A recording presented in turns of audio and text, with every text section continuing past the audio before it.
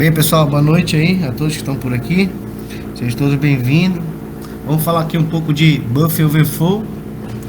Para quem não me conhece, sou Carlos Turma, também conhecido como BladeScan.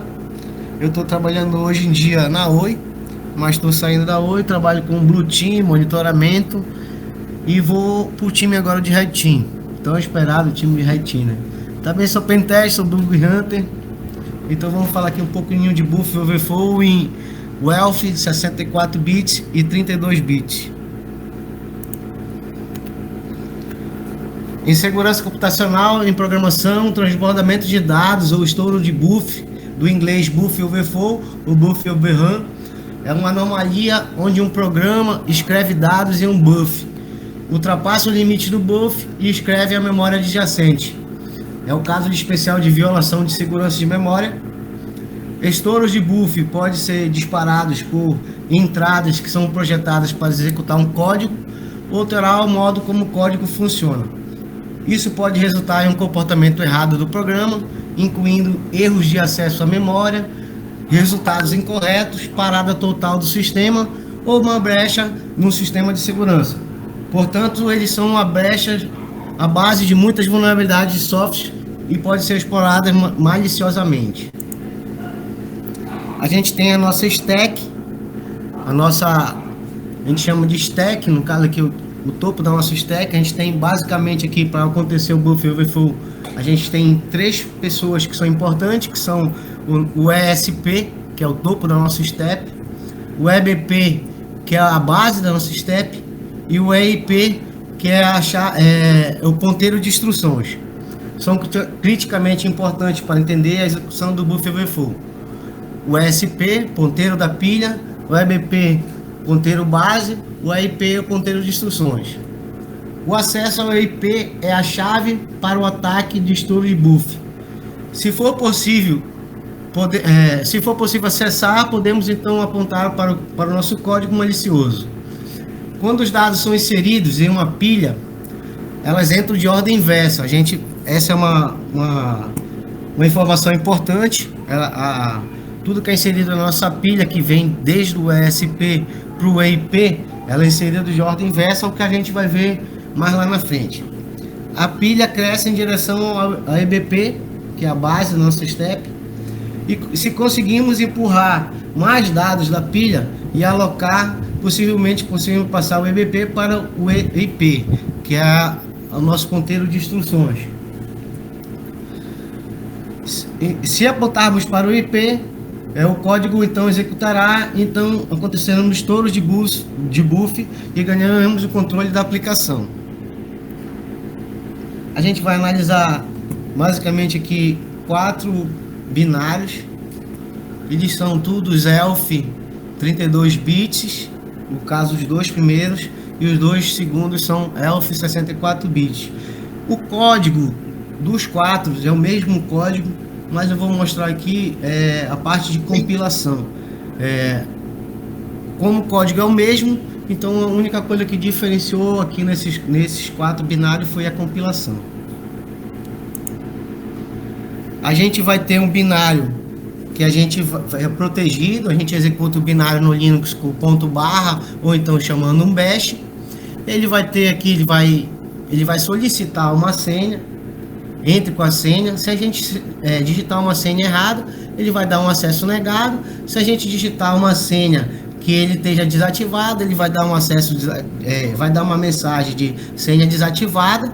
Se a gente passar mais caracteres do que esse binário suporta, ele dá um segmentation fault, ou seja, ele quebra a nossa aplicação. Se a gente estivesse falando aqui na parte de cliente-servidor, no caso aí, a gente tivesse um servidor executando um binário da vida, um server da vida aí, e a gente mandasse mais do que aquele server suportaria, a gente conseguiria fazer uma negação de serviço, um segmentation fault.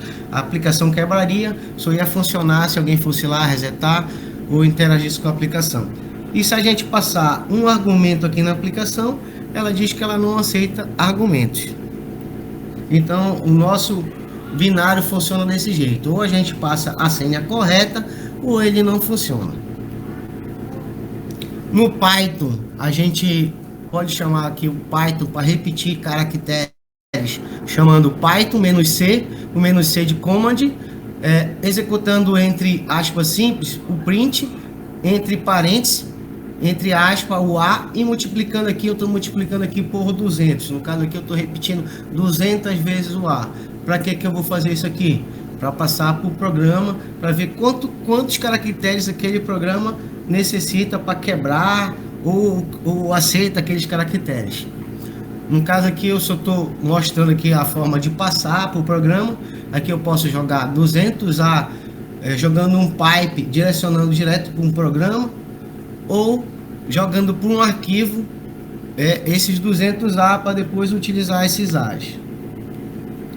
A gente vai utilizar para debugar o programa, um programa chamado GDB, que é o Project Debugging. É uma ferramenta para observar enquanto o programa está sendo executado, ver o estado no momento de execução da falha.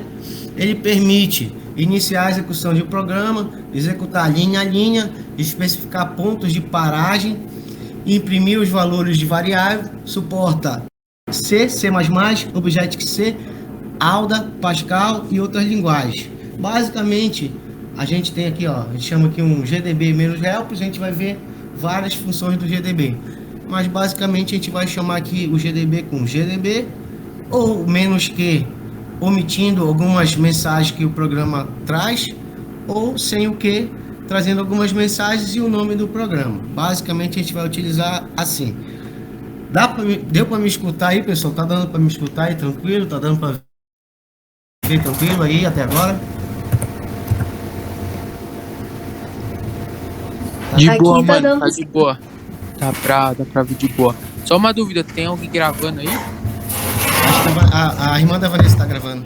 Sussa, então, beleza. Beleza, pessoal, vamos seguir aí. Eu vou passar aqui tá terminal tudo boa, aqui, que a gente vai seguir em frente. Só muta aí quem tá com o microfone ligado aí, por favor. Muta aí quem tá com o microfone ligado aí, por favor. Tem alguém com o microfone ligado, entendeu? Já desligou já, mano. Pode seguir. Tô escutando um chiado aqui, cara. Mas tá tranquilo. Beleza, vamos seguir. Vou passar pro terminal aqui. Tá dando pra ver aí? Eu quero mais... Deixa eu mostrar aqui, ver se dá pra ver. Tá dando pra ver aí, tranquilo?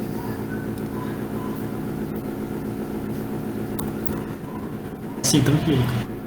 Ó, vou mostrar aqui o comando que eu estava utilizando aqui com Python e vou mostrar a diferença aqui do Python 3 para um Python 2.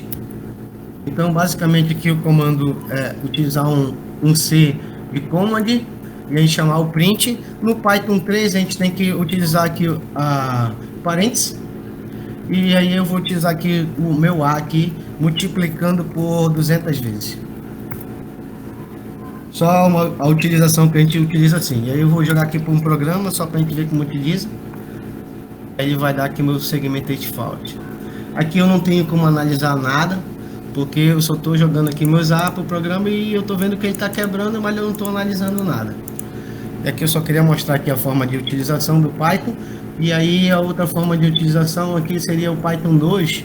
O Python 2 ele não utiliza o parênteses, tá? Então, o Python 2 não utiliza o parênteses. É só a diferença aí do Python 2 para o Python 3. Tá, vamos lá.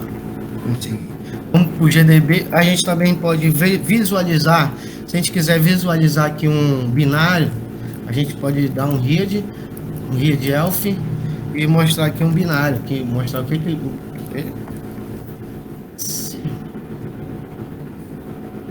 a gente pode ver aqui o que o binário tem, né? Se a gente quiser, deixa aqui embaixo, a gente vê tudo que o binário tem de funções, de coisas. E a gente pode, quiser ver somente as funções do binário, a gente dá um grep aqui, dá um func, que mostra só as funções do binário. A gente vai ver aqui que a gente tem basicamente funções dos sistemas. Se a gente quiser saber alguma função do sistema dessa, a gente pega aqui, vai lá um main e uma função do sistema. A gente vai ver aqui que ele faz uma comparação em duas strings, no caso aqui. o strcomp faz uma comparação em duas strings.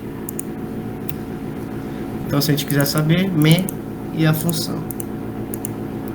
Aqui a gente tem uma função de comparação, tem uma função de imprimir na tela, tem um get que solicita algo do usuário, tem um put que imprime algo na tela, tem um system que chama uma função do sistema, e basicamente aqui a gente tem mais três funções, que seria o acessa, o verifica e o main, que seriam as funções do próprio programa. A gente vai ver aqui no GDB. GDB, a gente pode chamar o GDB e o programa, ele vai trazer umas mensagens aqui na tela. Para sair a gente porta Q ou kit. E aí a gente pode omitir essas mensagens também aí, botando menos Q. A gente chama o GDB. Para a gente ver as funções do programa, a gente bota info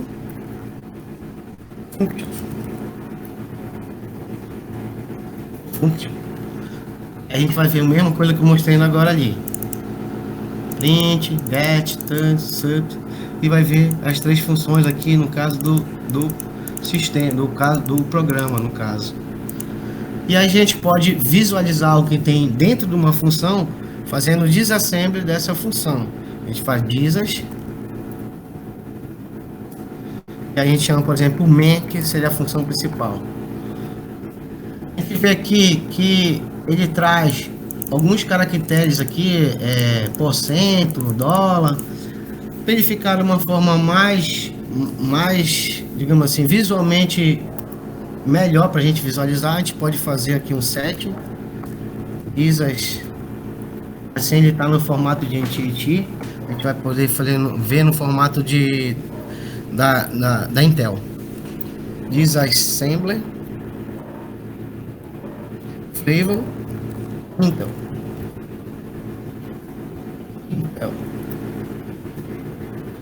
E aí a gente vai ver aqui agora no formato da Intel. Pode ver que ele trouxe um formato mais limpo do que ele estava aqui. E aí a gente vê aqui as funções no caso da main. Basicamente que a main ela imprime algo na tela e chama a função verifica. A gente pode ver aqui a função verifica.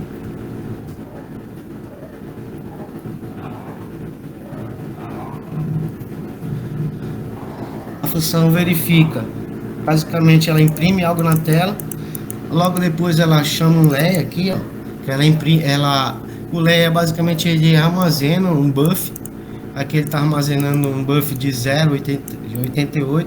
A gente pode ver esse buff chamando Python aqui, Python print.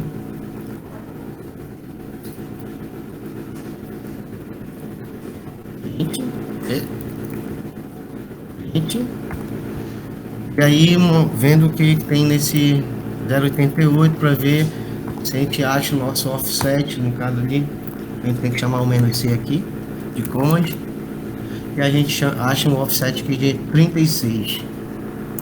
Isso aqui já é uma informação importante para a gente saber que ele imprimiu algo na tela, chamou aqui, ó, aqui em cima, imprimiu algo na tela, chamou um layer, armazenou um buff.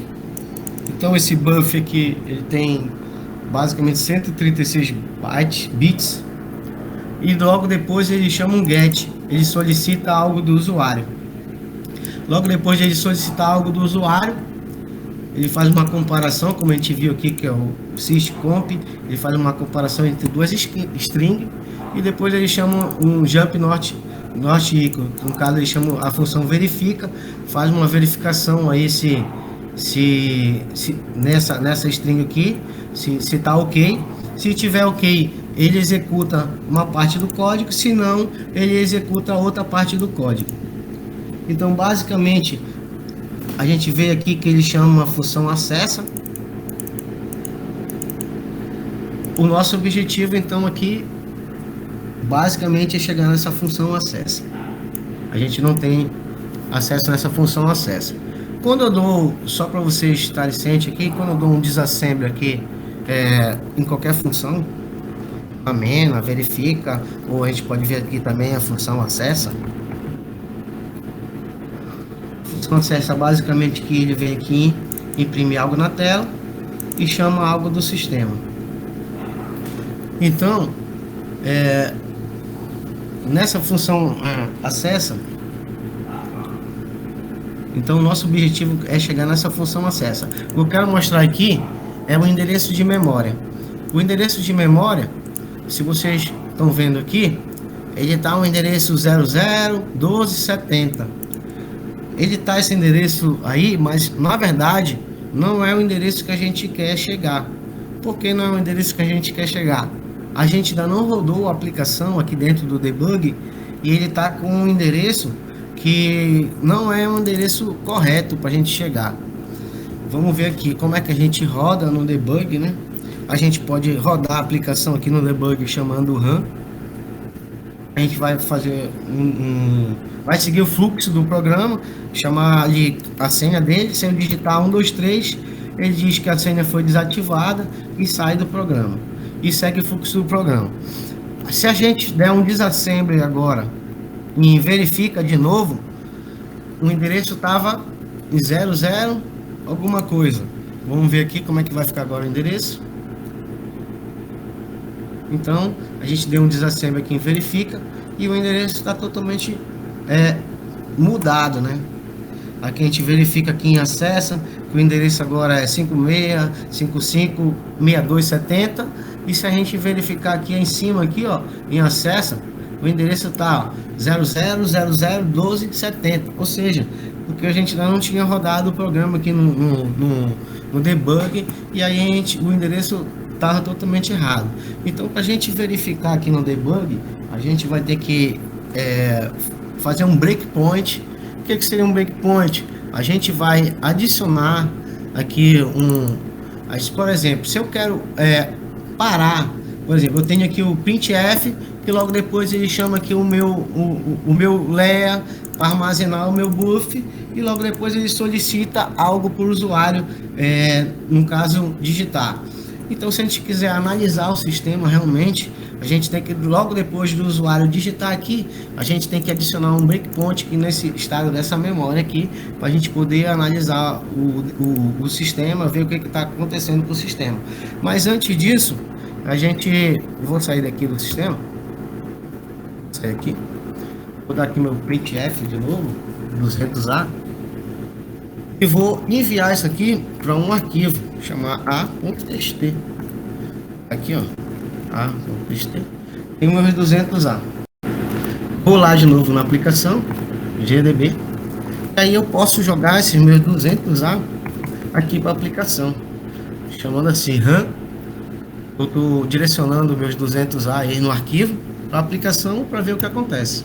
E aí eu dei um segmentation falso.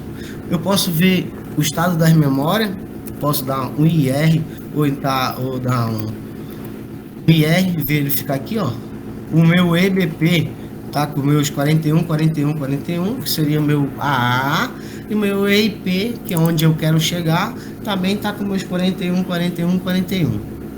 Então eu vou ter que analisar se eu quero chegar aqui nessa memória aqui de acesso. Eu vou analisar aqui depois que o usuário no caso, digitou a senha, para mim poder verificar o que está acontecendo realmente com o programa, para mim saber se eu vou conseguir chegar no IP, para poder ter acesso, controlar o fluxo do sistema e aí com isso controlar o programa. O breakpoint, para a gente adicionar, a gente pode botar um break e aí o endereço da memória, ou só digitar B e dar um asterisco. E aí eu adiciono um breakpoint. Para mim deletar um breakpoint, eu aperto D e deleto os breakpoints. Aperto Y e deleto os breakpoints. Só para a gente entender o que seria o breakpoint, né? Então eu vou botar meu breakpoint naquela estado da memória ali, logo depois que o usuário digitou a senha. Vou digitar ali meu breakpoint e vou utilizar aqui, eu também posso utilizar aqui jogando pro debug eu posso também utilizar um comando. Eu posso utilizar um comando dentro aqui no caso do parênteses. Eu vou utilizar aqui os meus comandos dos AS. No caso aqui eu vou chamar o Python. Vou dar aqui, ó, as duas aspas simples. Vou dar o print. Vou chamar os dois colchetes, porque é o Python 3 aqui no caso. Mesmo não tendo botado Python nenhum aqui, ele chama o Python 3, porque está configurado o Python 3. Ele só ia chamar o Python 2 se eu chamasse Python 2. No caso aqui, vou dar aqui os meus 200 lá.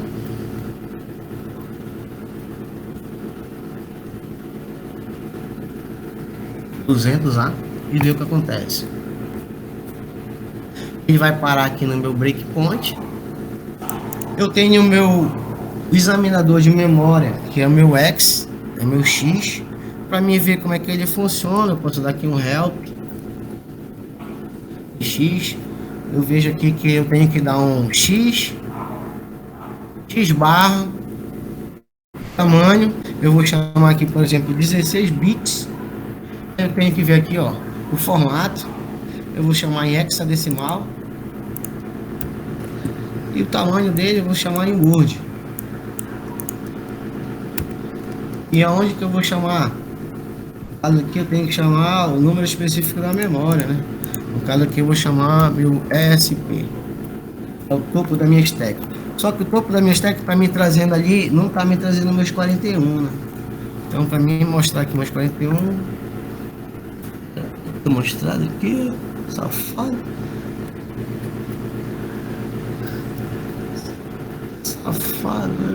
Vou sair aqui. Ele dá um bugzinho, mas voltar lá.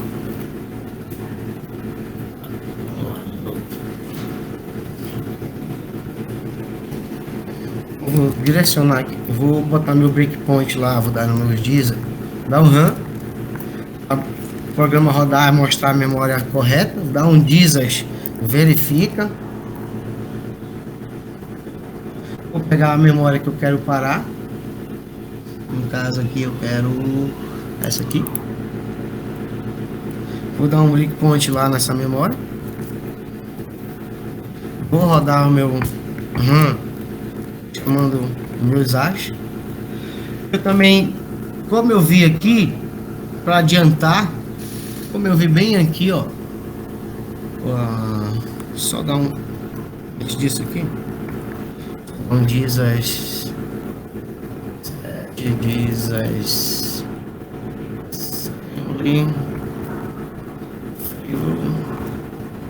Intel. Vou chamar de novo. Vou chamar de novo lá. Aí a gente vai verificar aqui. No caso aqui, o nosso LEA, que é o 038, a gente verificou aqui que ele tem 136 bits. Então a gente vai adiantar, a gente vai jogar esses 136 bits.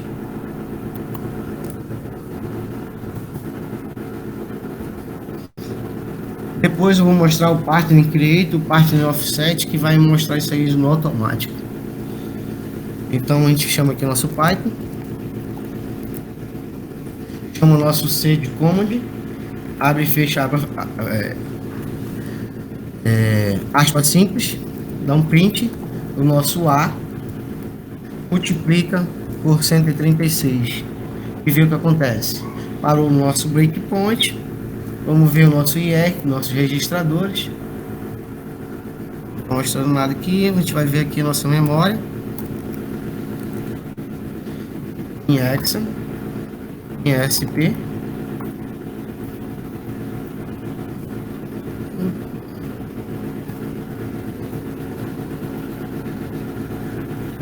Mostrando aqui a porra da coisa aqui do A e não tá mostrando. Deixa eu sair daqui. Deixa eu dar um comando aqui de memória, porque essa memória aqui pode estar me sacaneando.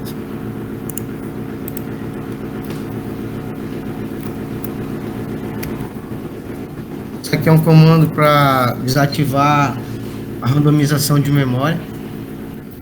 Preciso ativar isso aqui, senão ele o Linux pode estar jogando o randomização de memória e não está deixando chegar lá na memória certa. Deixa eu ver aqui.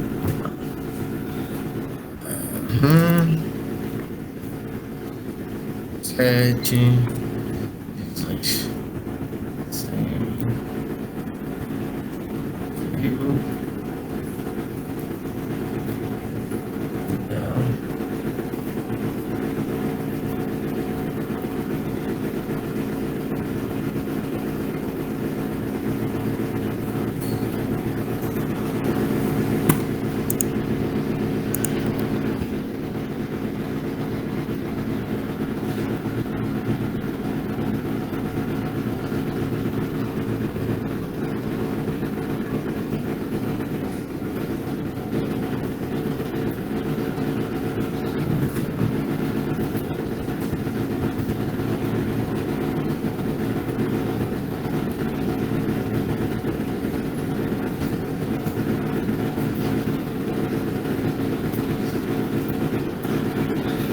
Então a gente vai botar um breakpoint aqui na nossa função get, logo depois do get.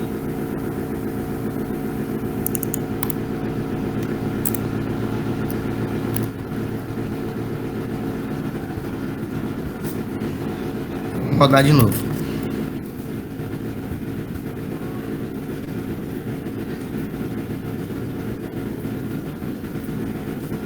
Então, menos C, int.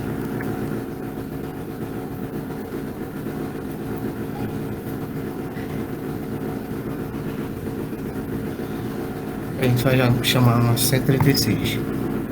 Vamos verificar aqui. 16 bytes em Hexa, em Word e ESP. Agora está mostrando aqui nossos 41. Então, aqui está mostrando agora nossos 41, tá certinho. Tá vindo desde lá do nosso topo da step até aqui nossa. Então, bem aqui a gente vai ter o nosso EBP. E bem aqui a gente vai ter o nosso EIP, que é a nossa função é chegar aqui em EIP. Vamos ver se a gente consegue chegar em EIP. Vamos verificar aqui, a gente pode verificar aqui só um endereço da nossa step de EBP. Quem é o nosso EBP? Então ele vai mostrar aqui quem é o nosso EBP. Então a gente confirma aqui quem é o nosso EBP, ó. Confirmamos aqui o nosso endereço de EBP. Então a gente vai tentar chegar com mais 4 bytes em EIP e ver se a gente consegue primeiro em EBP e depois a gente vai ver se a gente consegue chegar em EIP. Vamos ver se a gente consegue controlar. Então a gente vai mandar aqui mais 4 bytes BBB. Vamos mandar mais 4 bytes. Vamos dizer que sim. Parou no nosso breakpoint e aí a gente vai analisar a nossa memória.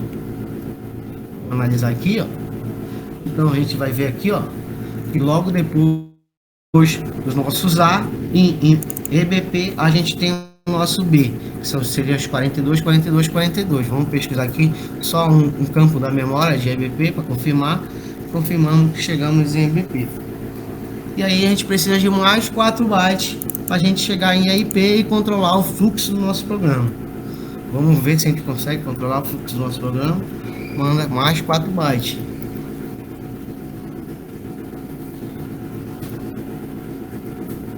Mandamos mais 4 bytes, vamos verificar a memória.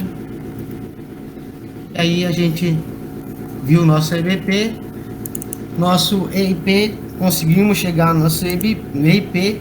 Se a gente botar um C, a gente continua o fluxo do programa e vamos ver o que vai acontecer no fluxo do programa. Então a gente chegou em EIP, segmentation false, logo depois dos A's veio o B. E logo depois a gente controlou o fluxo do programa, no caso chegando em EIP. Podemos ver os nossos registradores. A gente vai ter aqui em EBP o nosso 42, 42, 42. E em EIP a gente vai ter o 43, 43, 43, que seria o nosso C. Então chegamos aonde a gente queria chegar. Agora a gente precisa chegar aonde a gente realmente quer chegar. No caso da função verifica, né? A gente dá aqui um dizas verifica, no caso da função acessa, né? Se a gente der um dizas verifica, a gente vai ver aqui a gente precisa então chegar nesse endereço aqui da função acessa. Para a gente chegar nesse endereço, como eu tinha falado lá logo no começo aqui dos slides, aqui logo, eu mostrei aqui que quando os dados são inseridos, ele entra na pilha em ordem inversa. Então isso aqui é uma informação bem importante que a gente vai ver agora aí na prática, porque é isso aí. Então a gente tem aqui um endereço de 70, no caso aqui 56556270. Então a gente precisa inserir para o programa esse endereço ao contrário. Vamos ver como é que funciona. Então se a gente chegar aqui, a gente precisa digitar aqui, ó. Para a gente digitar, no caso, um hexadecimal aqui no Python, a gente vai chamar o X, /x, a gente vai digitar aqui 4 bytes. Como a gente precisa digitar ao contrário, no caso aí, a gente vai botar lá o 70, 62, 55, 56. Aí a gente faz o nosso prelude. Vamos ver o que acontece. Ele parou no nosso breakpoint, que eu não tirei nosso breakpoint. Vamos dar um C para ele continuar. E aí ele conseguiu acessar nossa aplicação aqui, no caso, com um payload jogando, no caso aqui, 140 bytes mais o payload aqui, no caso, ele conseguiu acessar o sistema e conseguiu executar a aplicação. Vamos verificar aqui, vamos comprovar esse payload aqui.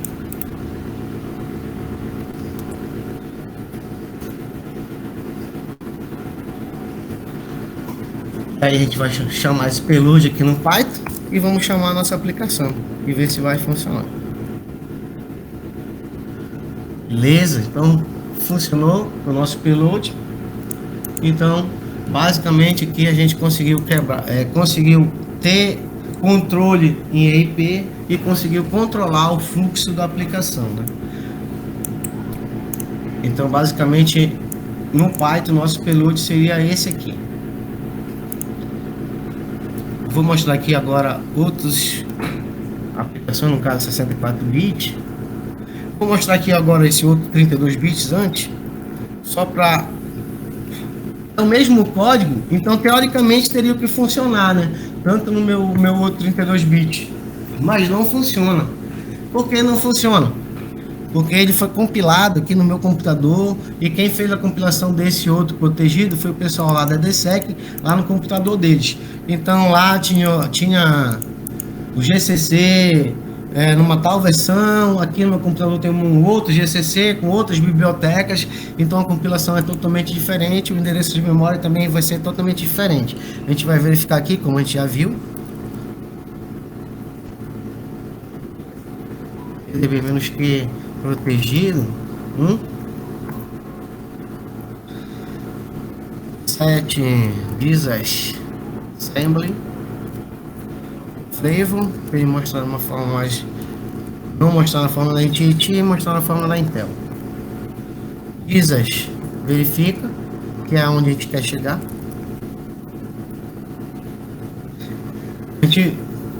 Como eu mostrei para vocês, é uma coisa que logo no começo, quando estava estudando Buffer, também batia a cabeça. Pode ver que o endereço está totalmente outro, né? A gente tem que rodar a aplicação para poder a aplicação funcionar direito e a gente ver o endereço certo da aplicação.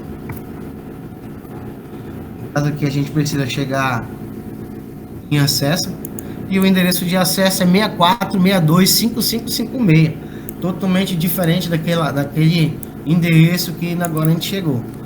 A gente pode fazer a mesma coisa, no caso aqui RAM, a gente já sabe que o offset dele é 136, não mudou, né? O Leia continua o mesmo aqui, ó. Então o offset dele é o mesmo. A gente chama Python,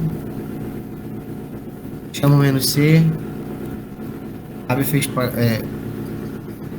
abre fecha aspas simples, chama o print.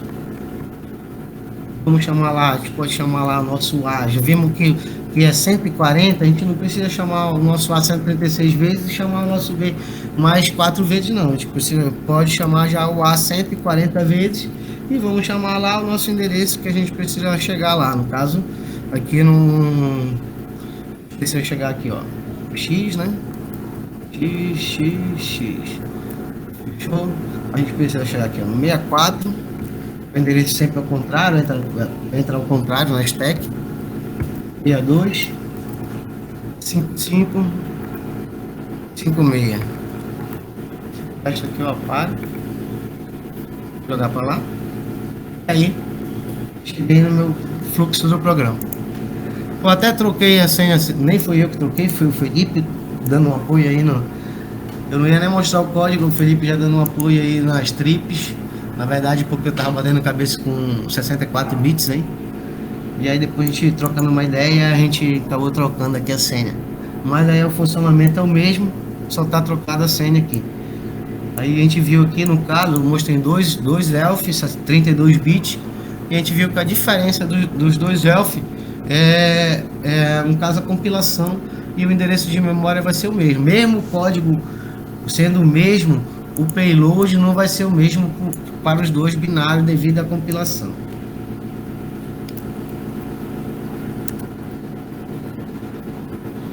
Vamos ver esse protegido 2 aqui.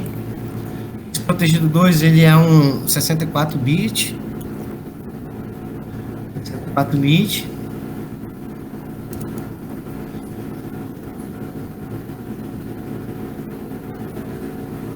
E aí se a gente der aqui um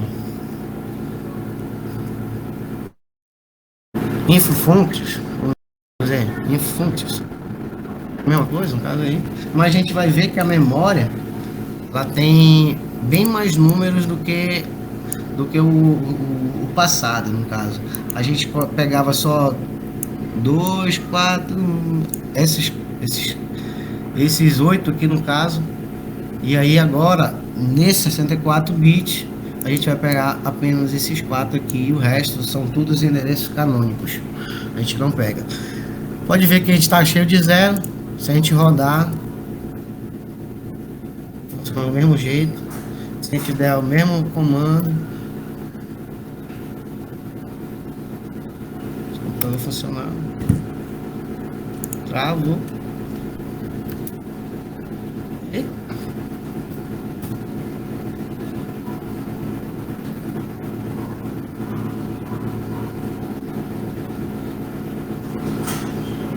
só falta o bicho travar.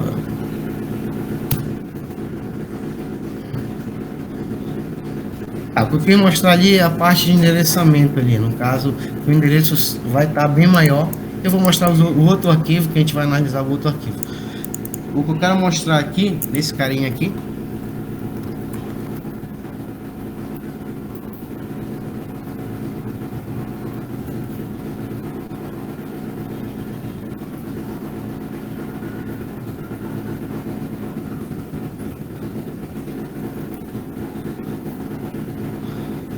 e tem uma outra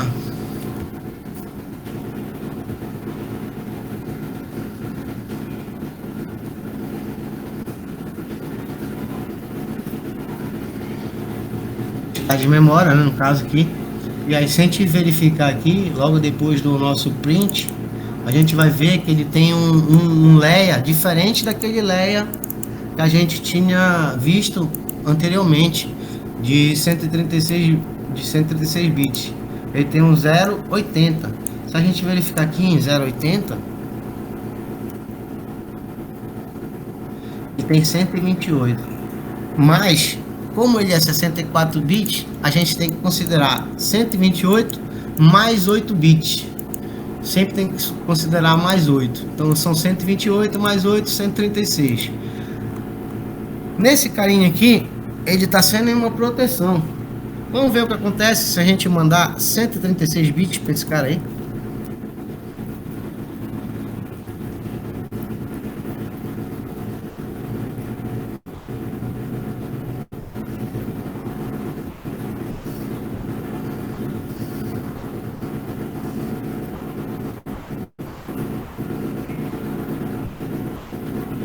Vamos C.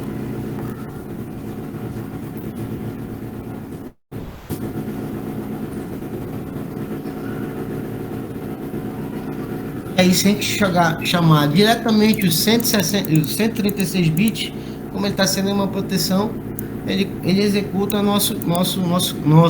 ele executa nossos técnicos, tá? Ele continua a execução do programa e quebra o programa. Se a gente tentar jogar qualquer outro bit diferente, ele não aceita. 136. Se a gente fizer isso com o terceiro cara, que é o terceiro, ele também é 64 bits. Se a gente jogar 138, 136 no caso, ele não aceita. Ele quebra a aplicação e não aceita, não funciona da mesma forma que o outro. Esse também é um 64 bits. A gente vê aqui, ele é um ELF 64. A única diferença do 3 para o 2 foi a compilação mesmo. Eu executei algumas compilações aqui no caso.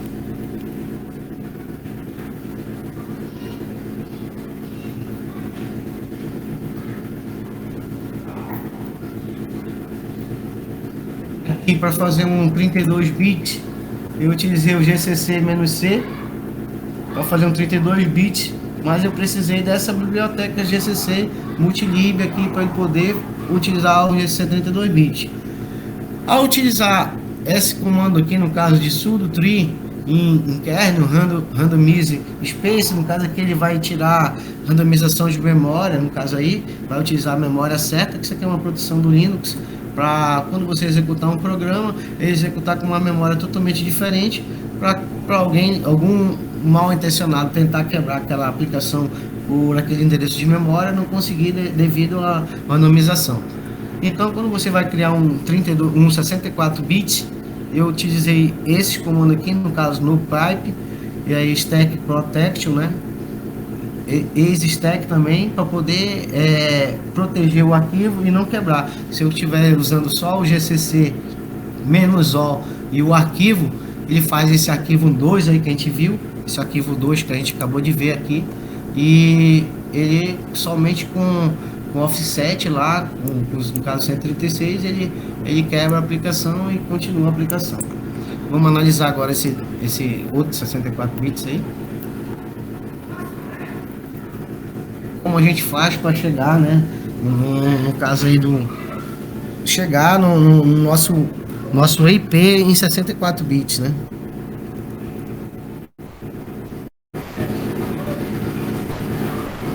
E não vai mudar nada, a gente vai chamar o programa por RAM. Se a gente digitar a senha errada, ele vai dizer que está errado. Mas a gente já vê aqui no caso da memória e já foi executada. Aqui no caso do 64 bits, o que vai interessar aqui pra gente, no caso, é esse final dessa memória aqui no caso, ó, 4011 ED, 4011 ED. E aí a gente viu aqui que a gente tem um layer no caso aqui, um layer que a gente pegou de 128, mas como é um 64 bits, eu botei até aqui aqui, ó, a gente tem um layer de 128, mas a gente tem que acrescentar mais 8 bits. No caso aqui, o nosso objetivo é chegar aqui na função acesso. A gente precisa chegar nesses seis últimos binários, né, no caso. E aí agora a gente vai utilizar o Python dessa forma aqui, o Python -c, importando o sys, chamando sysout, buffwrite, colocando aqui tudo em binário, o A em 136 bits e o B, o binário também, no caso aqui, esse endereçamento aqui de memória, que chamaria só os últimos 3. Como entra sempre a ordem inversa, a gente chama XED, X11, que é ao contrário, né? X40, que é o retorno da nossa memória. Vou mostrar aqui.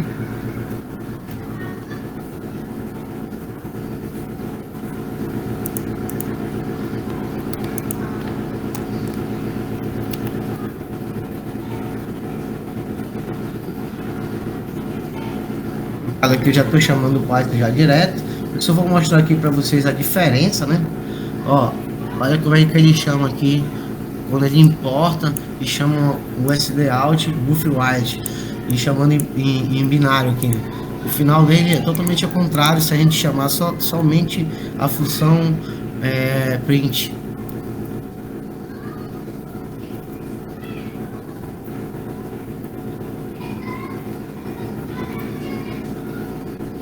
Totalmente diferente. Se eu mandar essa função print o meu binário, ele não funciona. Mas se eu mandar na função print com buff,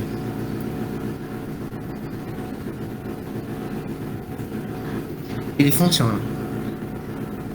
Então a diferença de 32 bits para 64, a gente viu que a gente tem que acrescentar, no caso aqui, 8 bits a mais, né? 8 bits a mais.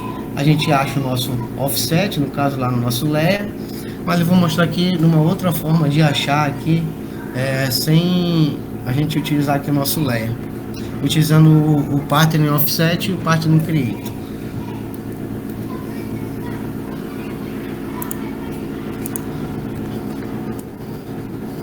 A gente pode chamar aqui o partner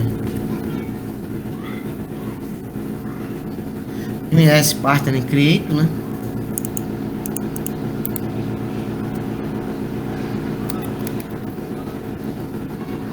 A gente chama a função aqui de "-l", chama o tamanho que a gente quer criar e vou dizer um arquivo aqui que eu quero criar. Então cria aqui uma sequência de caracteres com 200 caracteres e botei para esse arquivo aqui, no caso.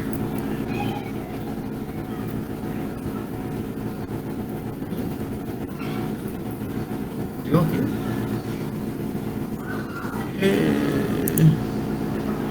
Tá, no caso aqui ele tem que direcionar.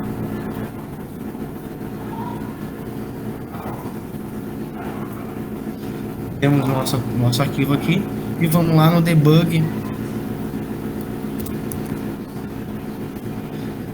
Aqui. Aí a gente vai pegar esse arquivo aqui e jogar pro nosso carinha aqui. A gente vai pegar esse cara aqui que deu um offset e chamar o partner create, o partner offset, ms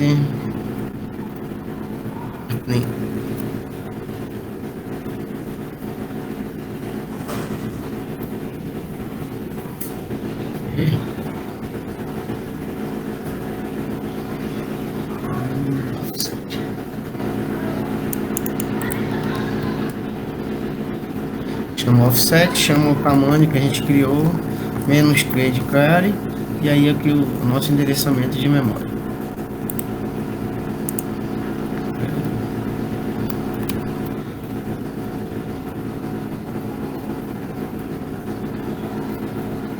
Aí traz aqui o nosso offset, que seria 140, como a gente viu. Se a gente digitar o Python de novo, né? Só verificando.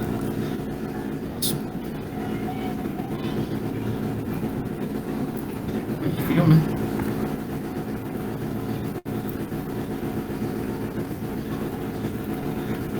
No caso ele não vai quebrar, eu teria que jogar lá no GDB, mas a gente viu aqui que no caso aqui seria o offset 140. Para a gente ver isso aqui lá no 64 bits, eu estou utilizando um outro programinha aqui que é um debugzinho. Eu até botei aqui no caso no final aqui, eu coloquei o PEDA. Ele dá uma visualização melhor e lá dentro ele já tem um partner offset, um partner create e um partner circ. A gente vai ver aqui rapidinho. Eu vou só habilitar ele aqui, que eu desabilitei, no caso aqui eu vou habilitar ele. E vou chamar agora o meu GDB, já vai ficar diferente. Vou chamar aqui o meu protegido 3. Aqui eu tenho o PEDA. O PEDA aqui eu já posso chamar o partner create aqui já direto. Ok.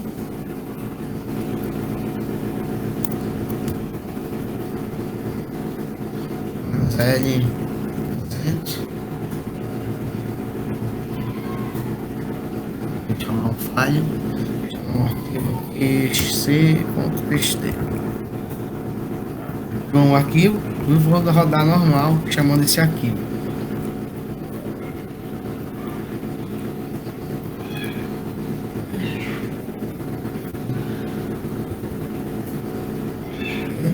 Isso. Aqui não.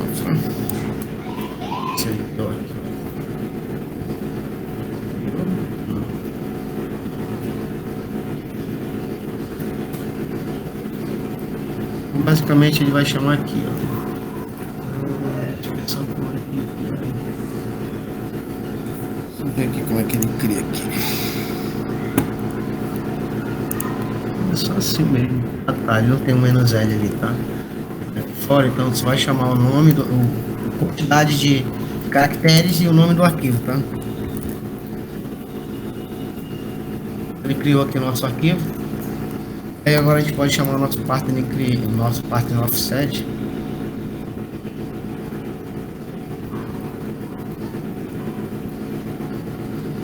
Esse aqui é 200, né?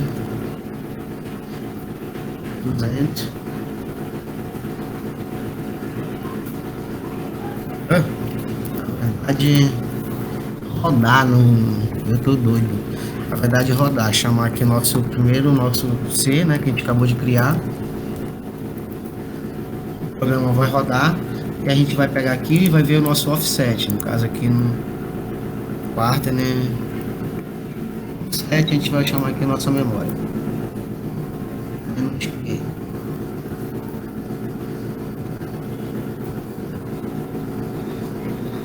O offset errado aqui. Na verdade, porque a gente não rodou. Tá, mas a gente pode também dar um partner aqui, ó.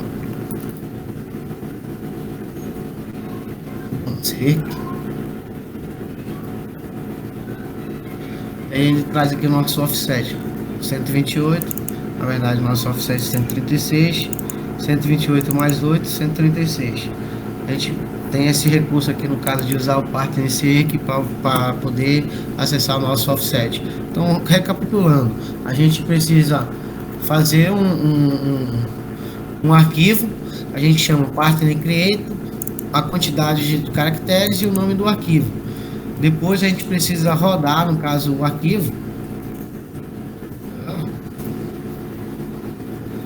Precisa rodar aqui, chamando o RAM e mandando o arquivo para lá, para a gente poder verificar a quantidade de caracteres.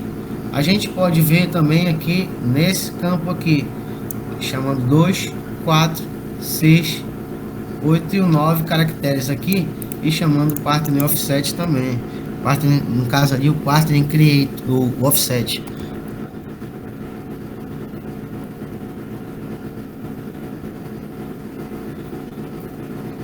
Aí a gente vai ver aqui, no nosso caso, nosso offset. São os novos caracteres daqui, ou dizendo esse, ou chamando o partner nesse. Estou mostrando aqui só o GDB. E a gente vai fazer uma outra análise agora aqui. Remover isso aqui.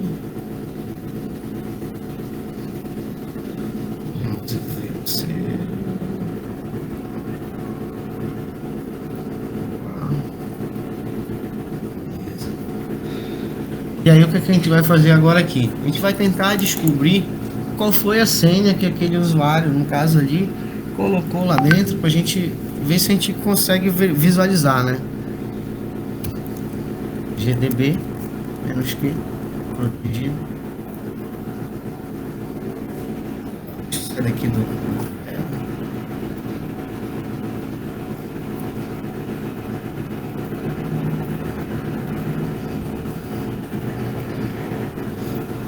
voltamos aqui para o GDB, como a gente já tinha visto. Vamos ver que a nossa função dizas a gente vai poder ver aqui agora, no caso é info.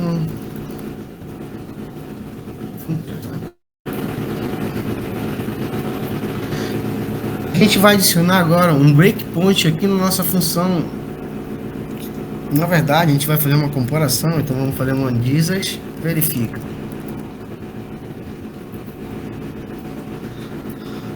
E a gente vai fazer uma comparação aqui nesse verifica antes da nossa função acessa. Preciso rodar para ele mostrar a memória correta.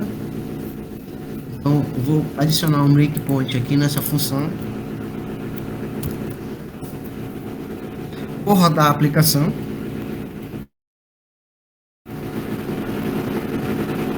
Vou rodar a aplicação normal. E aí agora eu vou verificar a memória para verificar se eu consigo ver o que esse programa aqui está comparando, né? No caso. E aí para a gente verificar, a gente precisa chamar o X. A gente chama aqui 20 bits da memória. Chama aqui em string.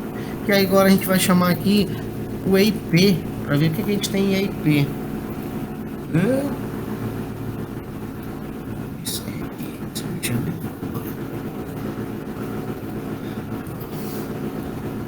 Vamos ver aqui. Vamos chamar um RAM. Vamos lá para lá.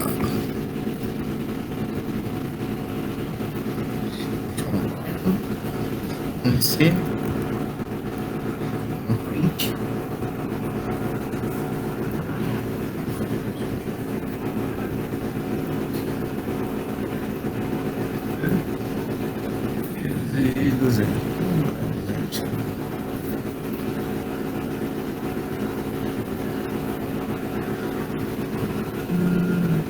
Adicionei meu breakpoint.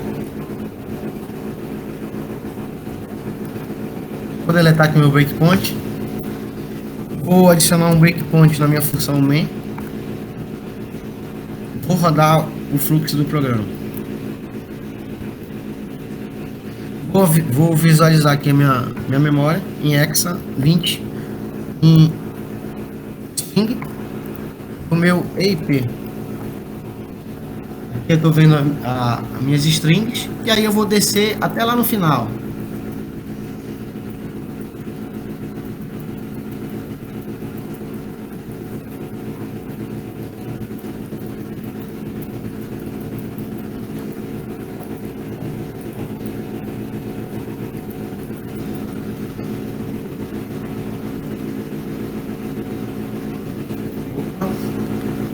Então a gente vê aqui, ó, a gente consegue ver o que ele está fazendo a comparação.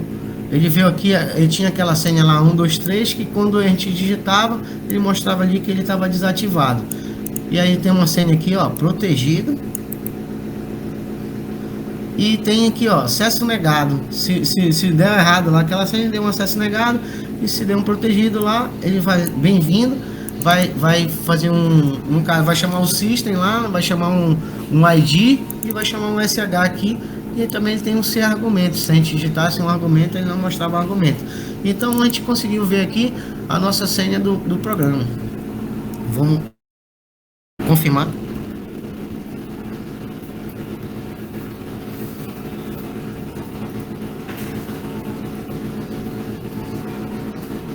Então a gente conseguiu visualizar a senha que ele está fazendo a comparação e conseguimos controlar o programa. Também tem um outro bisuzinho aqui. Se a gente já souber aonde a gente quer chegar aqui no GDB, aqui no Jesus, a rodar o programa, dar um breakpoint na função main, vou dar um Jesus verifica.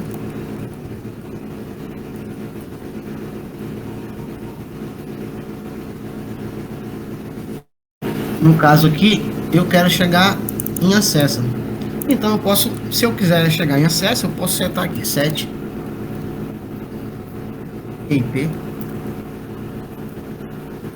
igual. E aí eu dou um continue. Eu não rodei o programa. Não continue. Era pra funcionar.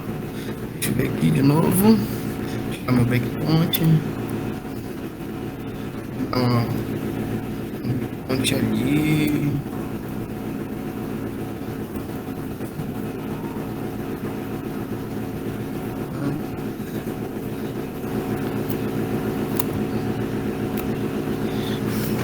Vou botar um breakpoint no função main, bora ver se funciona.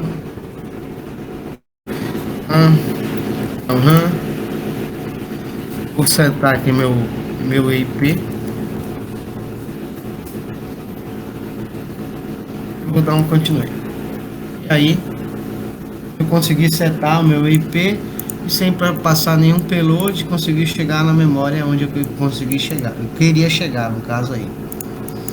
Então basicamente aí é o que eu queria mostrar para vocês. Vou mostrar aqui mais uma outra coisinha aqui, rápido.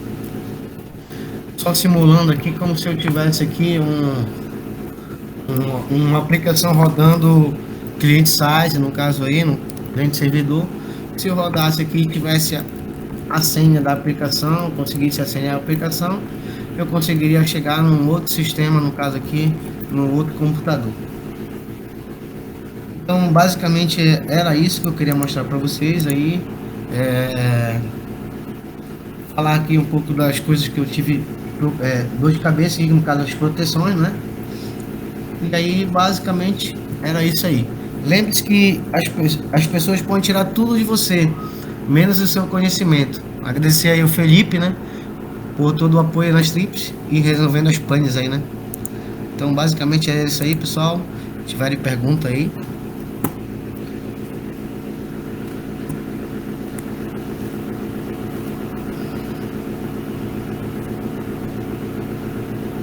Bom, viu? Tenho dúvida por enquanto não, mas muito bem, parabéns aí. Opa, valeu.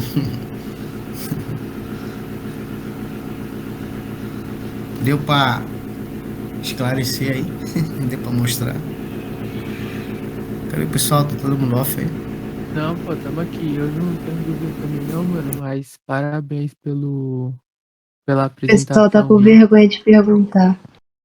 Eu, particularmente, nunca tinha mexido muito com o Buffer Overflow, então foi uma palestra bem legal aí.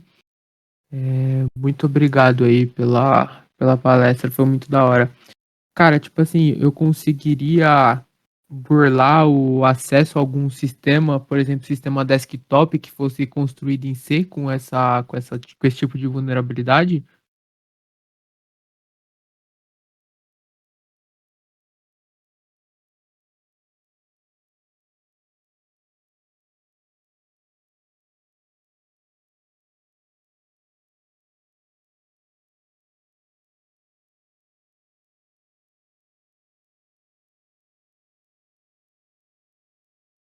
Se você estiver falando, você tá mutado aí, mano.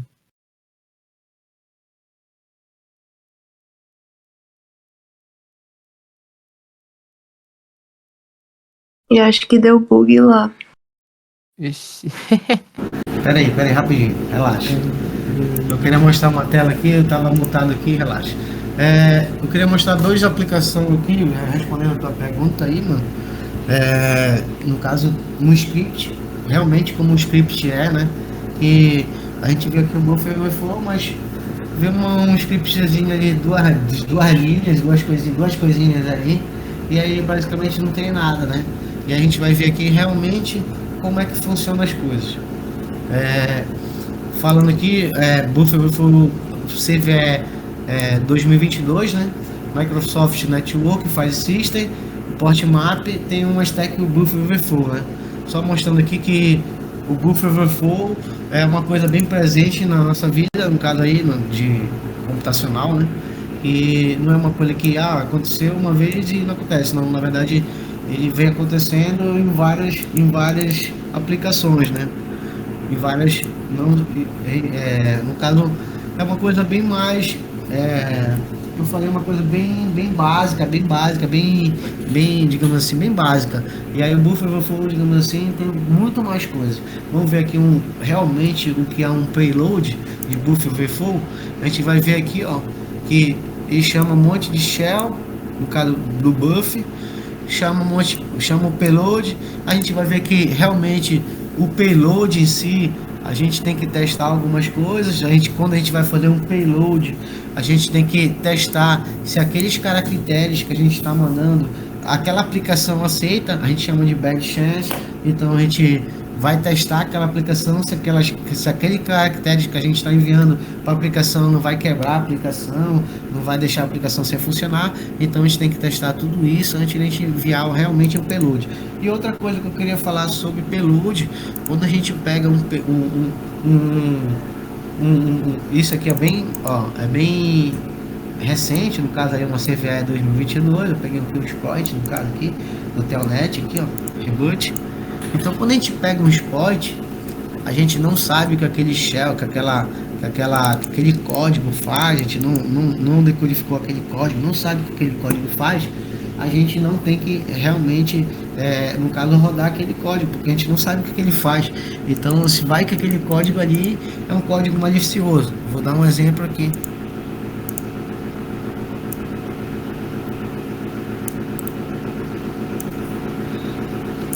Eu chamei aqui um eco, né? No caso, eu vou chamar aqui um eco.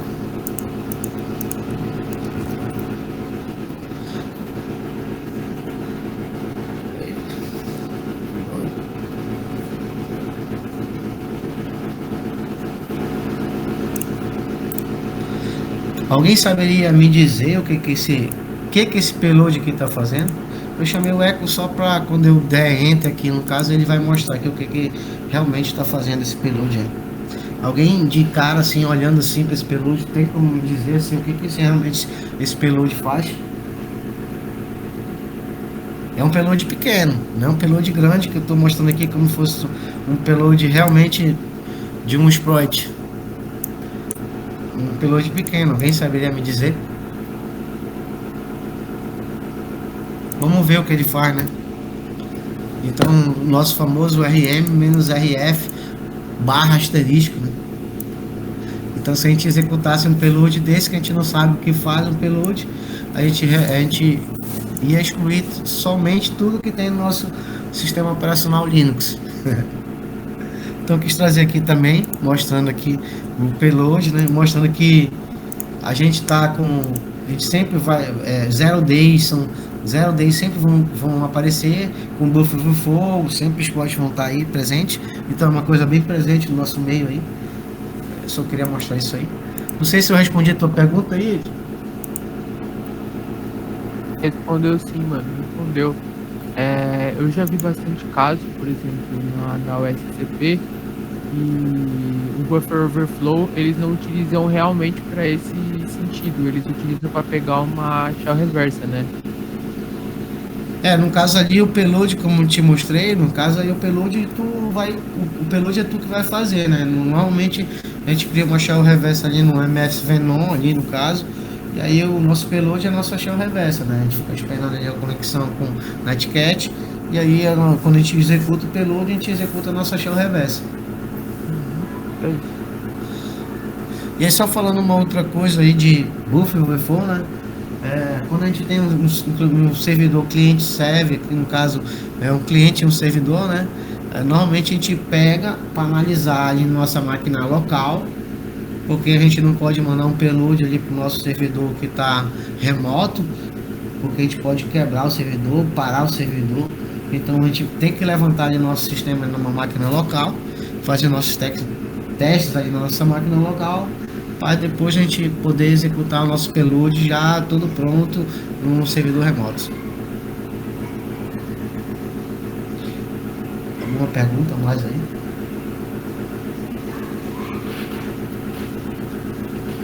O cangaceiro tá nem aí, o cangaceiro, eu acho. Aqui, pô, o João tá aí. Dormindo, ele tá dormindo, ele tá aí não. Ele tá dormindo. E aí, Camila, foi legal aí? Foi massa, foi massa. Deu pá. 64 bits não tem lá, né, na DSEC, né? Eu tive que bater um pouquinho de cabeça aqui pra poder pegar ele. É bom que complementou tudo, né? Eu tava até pra dar uma revisada esses dias nisso. Foi a solução. Foi a solução que eu achei com o import sys, né? Existem outras soluções aí, mas eu não consegui executar. Foi a única forma que eu achei aí com o import sys. Ah, pô, mas foi ótimo. Ainda bem que tá ficando gravado, né? E depois eu vou assistir de novo também. Massa. É isso, pessoal. Vocês têm mais alguma pergunta aí?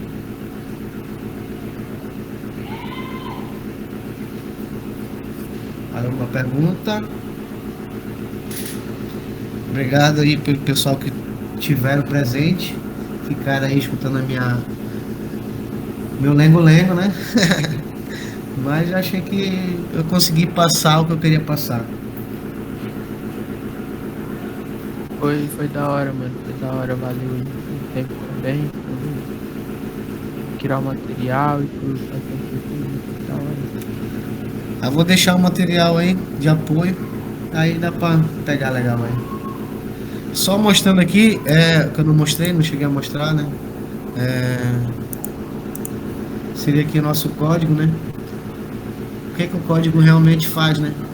Ele armazena aqui o nosso buff, ele armazena o buff de 128 bits, e aí chama o printf, faz um get, depois ele faz uma comparação se o resultado for realmente para acessar, ele acessa, e se não for para acessar, ele sai, ou então ele mostra alguma mensagem de erro. Então o buff overflow acontece porque a gente tem 128 de buff armazenado, a gente conseguiu estourar aquele buff e conseguimos ter acesso ao IP e conseguimos controlar o fluxo do nosso stack. Beleza, pessoal? Boa noite aí. Desculpa perturbar vocês. Tamo junto. Vamos marcar uma outra aí com o Cangaceiro na próxima semana aí. Na quinta-feira tá com ele. Valeu, pessoal. Um abraço aí. Valeu.